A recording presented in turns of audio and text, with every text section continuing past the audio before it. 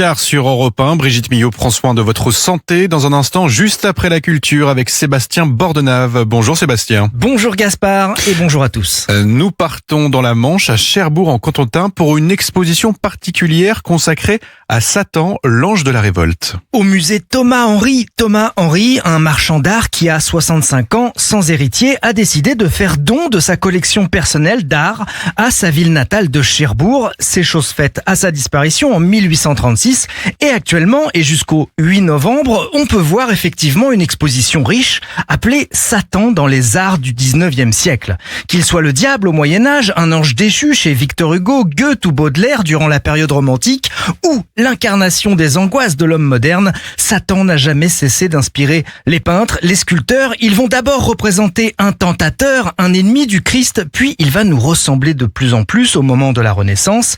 Il avait une fonction religieuse, il incarnera ensuite nos tourments modernes, nos doutes, notre orgueil, nos interdits. Méphistophélès dans les airs, dessiné par Eugène Delacroix, ou Gustave Doré, illustrant le paradis perdu de John Milton. Une vraie mode dérangeante débarque à la fin du 19e, comblant un vide spirituel. L'ésotérisme va gagner du terrain.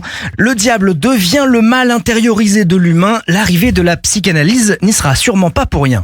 C'est vrai que c'est quand même étonnant ce sujet Satan. On pourrait craindre, Sébastien, que l'exposition le rende sympathique. Alors, ce qui est fou aussi, c'est qu'aucune exposition n'avait jusqu'alors proposé ce thème seul, de façon monographique, comme on dit.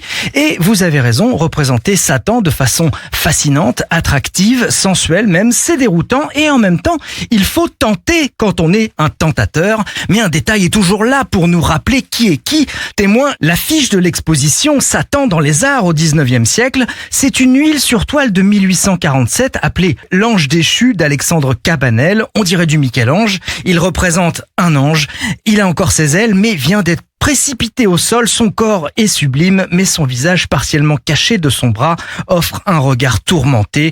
Même si Satan peut être beau, il n'en reste pas moins inquiétant. Alors succomberez-vous à la tentation d'aller voir cette expo à Cherbourg en Cotentin au musée Thomas Henry, Satan, l'ange de la révolte? Oui, vous le pouvez car, après tout, comme disait Voltaire, mieux vaut un démon qu'on connaît qu'un ange qu'on ne connaît pas, surtout s'il a la beauté du diable. Merci Sébastien.